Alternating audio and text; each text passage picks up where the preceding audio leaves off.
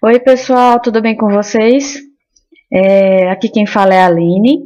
Vamos hoje conversar um pouco sobre gramáticas livres de contexto, é um conteúdo que vai cair em nossa prova sábado, mas é um conteúdo bem simples, né? Nas listas de exercício que vocês fizeram, vocês foram super bem, foram assim ótimos mesmo, foi uma melhora.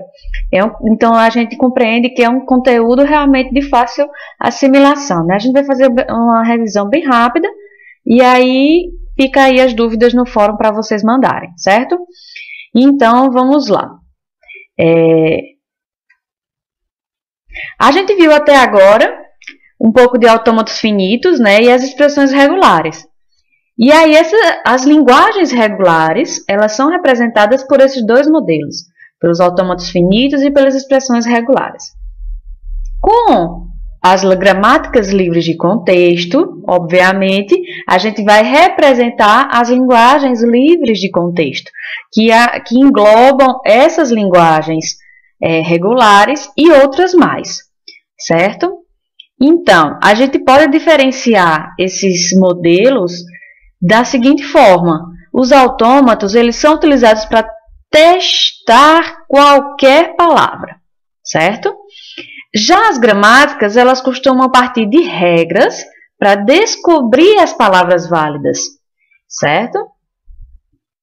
E aqui a gente tem algumas definições. A gente vai usar então regras com símbolos. E esses símbolos eles são não terminais ou terminais, certo? Aqui a gente tem que os não terminais auxiliam a geração das cadeias. Aqui, terminais e não terminais. E os símbolos terminais são o alfabeto mesmo daquela gramática, certo? E aqui a gente tem ainda uma definição de regra, que ela tem uma cabeça, N, que é um símbolo não terminal, e ela tem um corpo, que nesse caso aqui é um símbolo terminal, mas ele pode englobar ou uma combinação bem grande de símbolos terminais e não terminais, certo? Inclusive a cadeia vazia como corpo dessa regra, tá? Então, a gente tem aqui a definição formal, que essa definição geralmente a gente fornece, mas a gente geralmente utiliza mais as regras, né, para dar início aos exercícios. Então, aqui a gente tem a definição formal das gramáticas livres de contexto, contendo o alfabeto de símbolos não terminais, o alfabeto de símbolos terminais, as regras e os símbolos e o símbolo não terminal inicial. Aqui é um só, certo? Então, aqui a gente tem o primeiro exemplo que está lá na nossa apostila, tá? Esse exemplo ele pode ser, aqui a gente tem o símbolo não terminal x, que a gente convencionou que os não terminais vão ser letras em maiúsculo. Aqui nós temos o alfabeto 0, 1, e aqui nós temos duas regras, dizendo que x vai levar a 0, 1, ou x vai levar a 0, x, 1, iniciando como x, como a gente já viu aqui. Esse exemplo ele pode ser lido também utilizando essa barrinha aqui, que é a barrinha que significa ou, certo? Porque aqui a gente tem a mesma cabeça x. Se fosse outra letra aqui, a gente não poderia usar essa barrinha, ok? Então, vamos ver o segundo exemplo da apostila.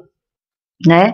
A apostila ela deu essas regrinhas aqui. Ó. Vocês estão vendo que esse E é um símbolo não terminal, N também, e os símbolos terminais, o alfabeto, quem são? 0 e 1. Né? Então, aqui a gente já está construindo nossa definição formal. E ele está começando por quem? Por E. Né? Então, vamos ver como é que fica. Aqui nós temos, primeiro, os não terminais, os símbolos não terminais E e N. Aqui nós temos os símbolos que eu falei 0 e 1, mas eu esqueci de colocar aqui X, que vezes e mais também são, certo? Que aqui eles estão representando uma soma e uma multiplicação. E aí a gente tem a nossa regra, que é P2 aqui, tá aqui. E por fim, o símbolo não terminal inicial, que é esse aqui, que é o que vai dar partida, que vai iniciar realmente as nossas derivações. Aí, por falar em derivação, a gente tem que essas derivações são elas que geram as cadeias a partir das regras, né? Essas aqui são as nossas regras, e aí a gente vai derivando cada um desses itens aqui de acordo com a cadeia que a gente tem para descobrir, para gerar. E aí a gente tem também as árvores de derivação, que são outra forma de gerar cadeias e que possuem nós, certo? Que podem ser símbolos terminais ou não terminais. E aqui a gente vai ver nos exemplos. E a raiz é o símbolo não terminal inicial, ou seja, nesse caso aqui, a raiz vai ser sempre E, certo? E cada vez que a gente derivar e descer para um nível abaixo, a gente vai escolher uma das regras para derivar. Por fim, os símbolos terminais, ou seja, a nossa cadeia, o nosso alfabeto e a cadeia vazia, elas não possuem filhos. Ou seja, volta aqui. Quando eu chegar no final que eu tiver 1 ou 0, que são, tá vendo que são as únicas regras que possuem apenas símbolos terminais. Quando eu chegar aqui, daqui eu não posso mais derivar nada. Aqui mesmo eu parei, certo? Aí a gente tem o conceito de gramáticas ambíguas, né? Que possuem duas ou mais árvores de derivação para a mesma palavra. O que isso significa? Significa que se você encontrar num conjunto numa gramática mais de uma, eu posso dizer mais de uma porque ela não precisa ser somente duas, você pode encontrar inúmeras. Mas se eu encontrar mais de uma árvore para a mesma palavra, e não precisa ser todas as palavras que aquela gramática gera, se eu encontrar pelo menos uma palavra que tem mais de uma árvore, então a gente já pode dizer que essa gramática ela é ambígua, certo? Então vamos aqui ver alguns exemplos extras que não estão lá na nossa apostila, certo? Aqui a gente vê. A gente pode considerar essa gramática abaixo ambígua? Veja, a gente tem aqui o símbolo não terminal inicial, o símbolo não terminal S, é apenas o S. Os símbolos terminais A e B. Nossa regrinha P e o símbolo inicial, um símbolo não terminal inicial, S, que só tem ele mesmo, então a gente inicia com ele. Então, nossas regras são: S vai gerar SS, ele pode gerar também ASA, ele pode gerar BSB e ele pode gerar cadeia vazia também, certo?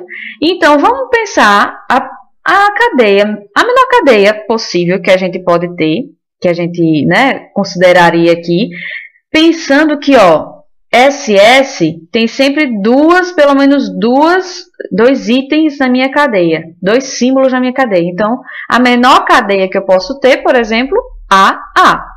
Se eu tenho AA, uma cadeia básica, vamos construir essa cadeia, essa árvore, de acordo com essas regras aqui. Então, eu tenho que S vai gerar SS, utilizando essa primeira regra, S, gera S e S. Aí depois, esse primeiro S, eu posso utilizar essa segunda regra, e aí ele vai gerar Azinho, S e Azinho. Se eu for para esse outro S, como eu já tenho A aqui, já chegou na minha cadeia, então essas outras regras que eu vou utilizar vão ser as derivações a geração da cadeia vazia, aqui e aqui, certo? Mas se eu quiser começar a utilizar a derivação das regras ASA aqui nesse segundo S e não no primeiro como eu fiz aqui.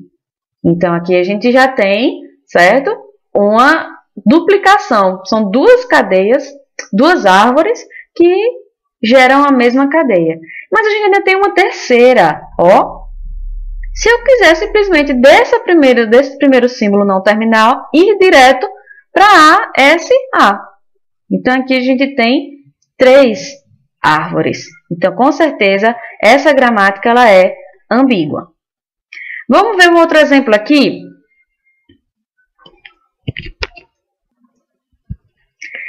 Então, o outro exemplo aqui, a gente tem essa cadeia A, B, B. E eu quero saber se ela é aceita pela gramática que segue.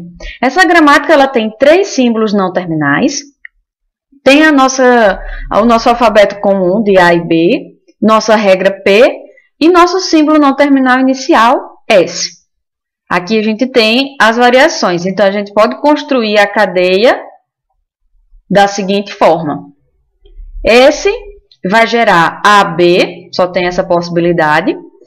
A pode gerar cadeia vazia ou a azão, que aqui é o que a gente vai gerar inicialmente, porque eu preciso gerar 4 A's. Então, eu vou usar primeiro esse azão gerando a azão e esse outro azão, de novo, a azão. E o terceiro A, a gente coloca cadeia vazia. Aqui da mesma forma, mas como B só tem uma repetição de uma vez a repetição, né? Eu só duplico B, então aqui a gente pode colocar somente uma derivação de B. E aí finaliza com a cadeia vazia. Então aqui vocês perceberam, né? Esse conteúdo realmente ele é bem simples, ele é bem amigável. E aí a gente fica aberto aqui para dúvidas, certo? E bons estudos! Tchau, tchau!